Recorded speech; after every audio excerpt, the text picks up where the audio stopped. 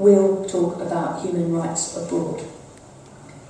A human rights instrument can be a very good tool for criticising the failings of foreign powers and other governments. The hardest thing, of course, is to look in the mirror, and I'm afraid that successive British governments have been no different. It still seems to be so much easier to condemn human rights abuses in the Arab world, in the developing world, in the communist world, almost everywhere else, to even at times contemplate invasion and war to protect people who are suffering elsewhere in the world. It seems easier to take those actions than to give succour and refuge when over there comes over here. And the innocent person that you would go to war to protect is no longer over there, but on your doorstep in need of your refuge and support. And that dichotomy, that irony in political behaviour and in some people's attitudes is something that I think as campaigners and activists and advocates of human rights we need to make more of. This is a small world, it's a shrinking world. If we care about human rights over there, we have to lead by example over here, and we have to give refuge to the people that we say we weep hot tears for when we see the images on our TV screens of what has happened to them and how they've been persecuted by their governments elsewhere. And of course, social media and the internet makes instant understanding of people's plight so much easier. We don't just have to wait for even the conventional media and journalists and broadcasters anymore. We can connect with each other all over the world using these tools that can empower all of us. And our values and our messages endure, and they are simple.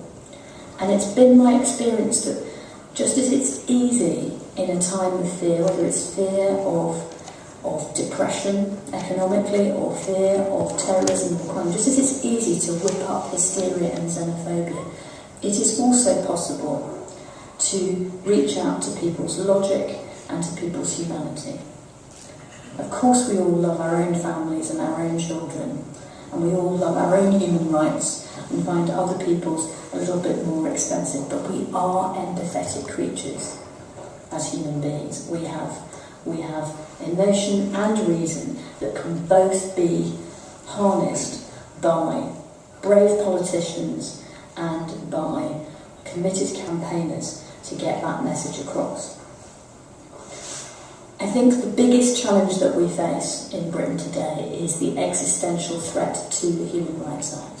There are too many politicians who are now openly suggesting that Britain should ignore the European Convention on Human Rights and should scrap the Human Rights Act.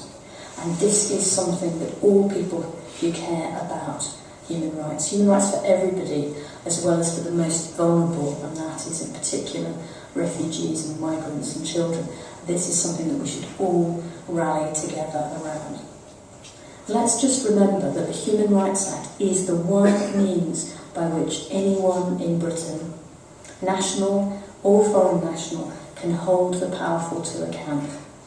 It's been used to protect the privacy of people who had their telephones hacked by big news corporations. It's been used, of course, by refugees and asylum seekers, but also by victims of crime, also by members of the armed forces who were inadequately protected by the government.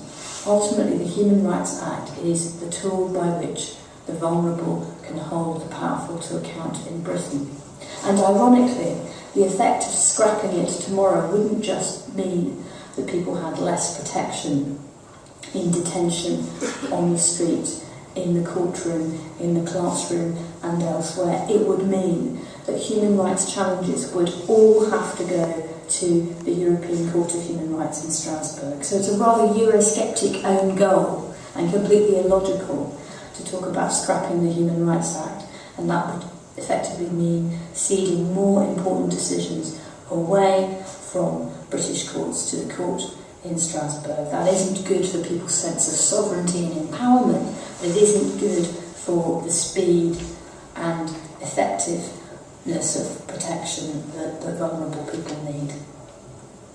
The values in the Human Rights Act are, when they're pared down, the values of ordinary people in Britain. It's just they're not told about it.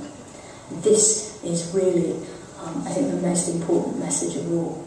Of course, if you ask people whether unworthy people are getting protection from the courts, there's a knee-jerk instinct that says yes they are. This is what they've been fed by politicians and certain parts of the media. But if you ask them a different question and you cut through the rhetoric and get into the substance of what human rights values are, you get a very, very different message. At Liberty, we conduct regular polls of the British public to gauge their attitudes and feelings towards human rights. And we've been asking the same questions about every 6 months for a number of years. The first question we always ask is, do you think it's important that there is a law in Britain that protects everyone's fundamental rights and freedoms? And repeatedly, year on year, we get an overwhelming majority of those asked that question saying yes. It's 95+%. I think it's vital and important that there is a law that protects everyone's rights and freedoms in Britain. The second question we ask goes like this. Of the following fundamental rights and freedoms, which do you think are vital or important, useful or trivial?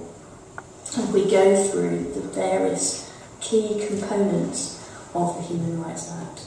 The right to life, the right not to be subject to torture or inhuman and degrading treatment, the right not to be a slave, the right to physical liberty, the right to a fair trial, the right to respect for your private and family life, freedom of thought, conscience and religion, freedom of speech and expression, freedom of association, and crucially, equal treatment under the law. We say, which of these do you think are vital or trivial? And once more we get an overwhelming majority of people saying these rights all are vital or important. The final question is very revealing. Do you remember, we say, ever having received any public education or information from the government about the Human Rights Act? And usually less than 10% people say they do remember. And frankly, that's a false memory. There was never any public education about the Human Rights Act when it was brought into force in October 2000. I think that the last government had already got cold feet about passing this wonderful modern British Bill of Rights that would protect everyone. They had cold feet because, like any government, they knew that this would be a tool that would be used to hold the government itself to account. It's a sad part of history, it seems, that the powerful never give up their power or have it tempered lightly. But that doesn't mean that it isn't an equal lesson of history, that when people come together in support of perennial human values, they can make a difference, they can make a change. That's been the experience of my lifetime. I never thought I'd see the fall of apartheid in South Africa or the Berlin Wall and so many other wonderful progressive developments. And equally, in my professional life, I never thought that a small NGO like Liberty would be able to reach out to people across the political spectrum and make common cause with all sorts of people in politics, the media and the law to defeat the last government's proposal to lock suspects up for 42 days without charge or trial. They were not popular people, that group. They were terror suspects, and yet with our values and our reasoned arguments we were able to make a change. I think we can do that in relation to saving the Human Rights Act, but it is a big challenge and we need all the help we can get. We need people's experiences, we need their experiences that come from around the world and living in places where human rights are not protected. We need to say to people in Britain, you care about human rights over there, you've got to show the lead over here. That's what my counterparts my brave, much braver, much better colleagues who run human rights organisations around the world say. They say, your diplomats from Britain are always asking how they can help in our struggle in Egypt or Burma or Pakistan or whichever country it is. They're always asking how they can help, and we say, you help the development of universal human rights values in my country if you protect them in your country.